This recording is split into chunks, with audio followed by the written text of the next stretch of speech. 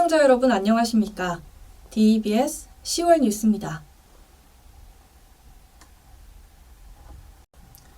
9월부터 시작된 교내 계단 공사가 최근에 마무리됐습니다. 지속적으로 안전관리가 요구되어 왔던 숭인관 언덕을 포함한 교내 곳곳에 계단이 설치됐고 인도와 차도를 구분하는 공사도 진행됐는데요.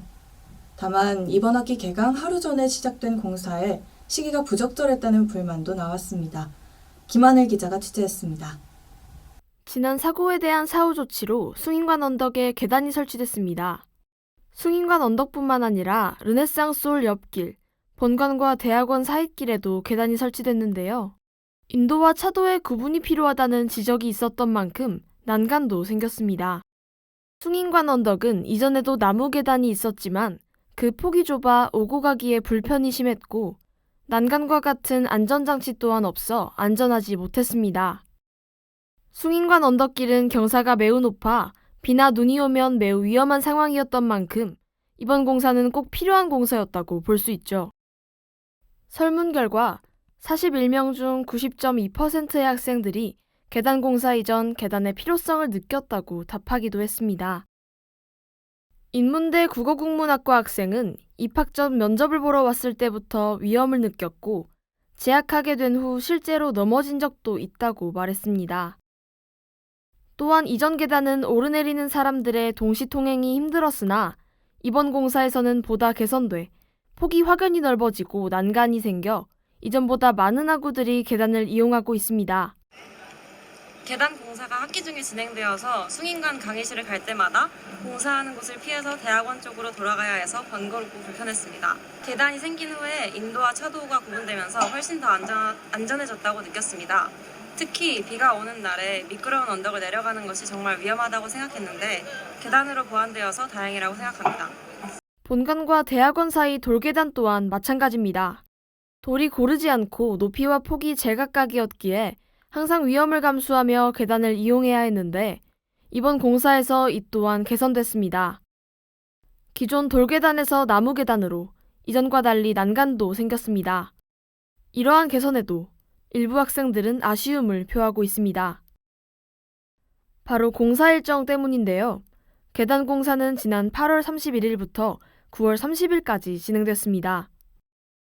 DEBS에서 진행한 설문조사에서 계단 공사 기간이 적절하지 않았다는 답변이 87.8%에 달했습니다. 방학 기간이 있었음에도 9월 개강을 바로 앞둔 시점에 공사를 진행한 것이 문제라는 겁니다. 학생들은 학기 중 공사를 진행하며 생긴 불편으로 수업 중 소음, 통행 불편, 안전 위협 등을 들었습니다. 특히 작은 공사 자재가 튀어 맞을 뻔한 적이 있다거나 공사 중 언덕길에 트럭이 정차돼 있어 공포를 느꼈다는 의견도 있었습니다. 학교는 일정 문제에 대해 외부 전문기관의 컨설팅에 시간이 소요됐다는 답변을 내놓았습니다.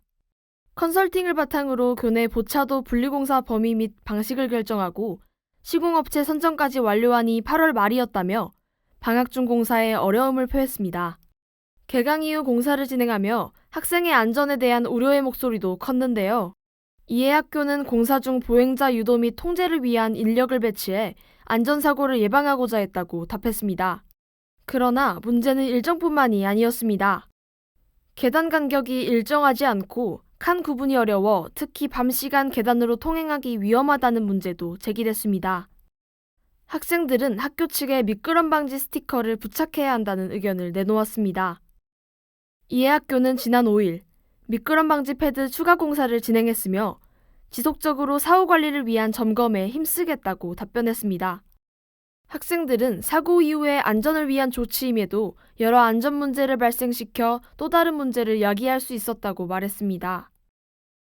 또 사고 이전에 공사를 진행했더라면 예방할 수 있었을 거라며 학교를 비판했습니다. 그럼에도 공사 이전보다 계단 신설로 인해 안전해졌다는 의견이 90%를 차지하며 계단 사용에 대한 긍정적인 의견을 표했습니다. 학교 측은 향후 계단 관리뿐만 아니라 학생의 안전을 위해 노력하고 보다 적극적으로 조치를 취해야 할 것으로 보입니다. DEBS 김하늘입니다.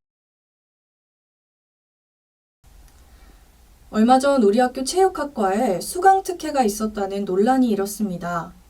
수업 개설 기간은 물론 수강 신청과 정정 기간이 모두 지난 후에 최소 인원을 충족하지 못한 수업이 개설됐다는 내용이었는데요. 체육학과 학생회는 실제로 그런 일이 일어난 게 맞고 어떠한 공지나 논의 또한 없었다며 비난의 목소리를 냈습니다. 학교 측과 학생회의 자세한 입장, 김지호 기자가 취재했습니다. 9월 21일, 교내 온라인 커뮤니티에 글이 하나 올라왔습니다. 체육학과에서 수강 신청은 물론 정정기간까지 모두 지났음에도 강의가 개설됐다는 내용이었는데요.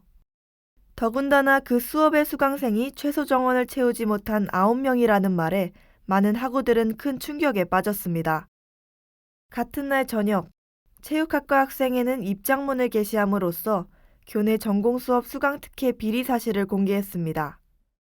학과가 학생들에게 피해를 주는 사안을 비밀리에 진행했으며 수강 정정 기간이 지난 9월 20일, 일부 학생들에게만 수강 정정의 기회를 줬다고 주장한 겁니다.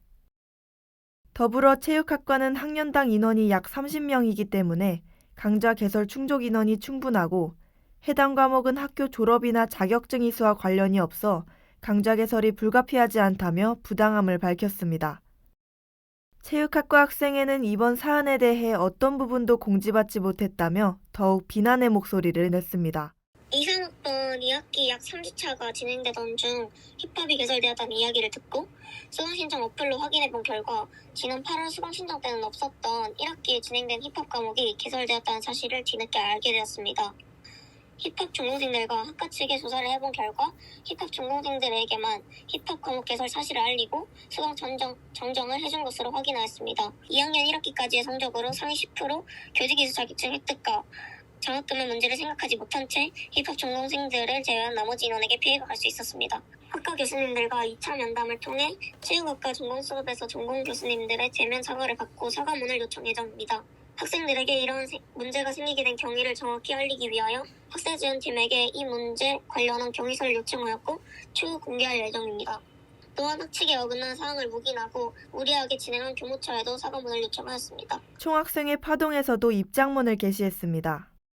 대학이라는 교육회장에서 있어서는 안 될 일이 일어났다며 비통한 심정을 드러내면서 학교는 이번 비리 사건에 대한 책임을 져야 한다는 입장을 전했고 학교의 해당 문제의 과정에 대해 자세한 설명과 사과를 요구했습니다.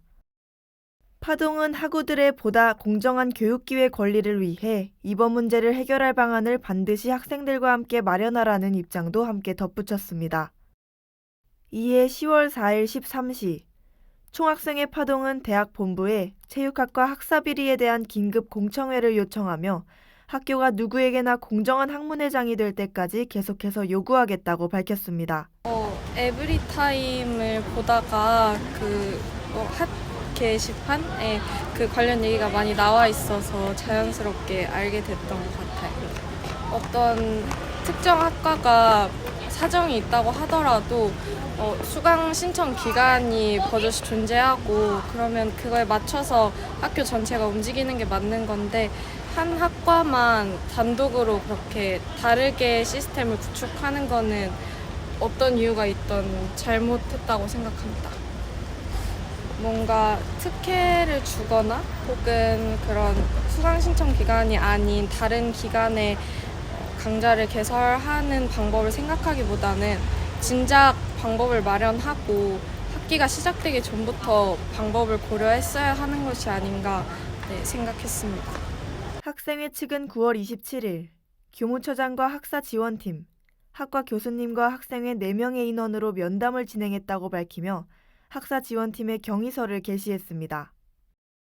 DBS 취재진은 교무처에도 입장을 물었지만 답변을 미루다 끝내 무응답했고 11일 사과문을 게시했지만 어느 순간 글은 삭제됐습니다. 당시 사과문 내용은 이렇습니다.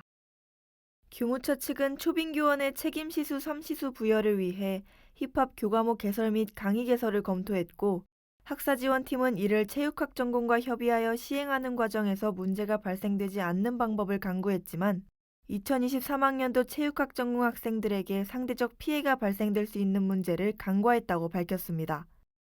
끝으로 학사행정을 책임지는 교무처장으로서 강좌 개설 및 운영에 혼선을 발생시키고 마음의 상처를 입힌 점에 대해 사과의 말을 전했습니다. 체육학과 공식 인스타그램에 게시됐던 사과문이 삭제되고 저희는 학생회에게 그 경위를 물었습니다. 아, 그게 교무차장님한테 그 다음날 전화가 저녁에 와가지고 네. 아직 공식적으로 학과에 사과문 올린 게 아니니까 네. 내려달라고 하시더라고요. 제가 뭔가 생각을 했을 때는 네네. 추후에 다시 또 학과 측으로 공식적인 공문으로 경위서랑 사과문을 보내주신다 했거든요. 네. 근데 그것도 뭔가 SNS에 올리면 내리라고 하실 것 같기도 해요. 그러니까 어떻게 말씀하셨냐면 네. 체육학과 학생들한테 그냥 카톡으로 저희가 공지를 하잖아요. 네. 그렇게 해서 체육학과 학생들만 볼 수 있도록 하는 건 괜찮은데 네네. 뭔가 외부로 나가는 거를 되게 싫어하신다 해야 되나? 그냥 안 된다는 식으로 말씀하셨어요. 학사지원팀의 입장은 전교생이 아닌 체육학과 학생들에게만 사과문과 경위서를 공개하겠다는 것이었습니다. 추후에는 규정에 부합하는 학사행정이 진행될 수 있도록 최선을 다할 것을 약속한 학교.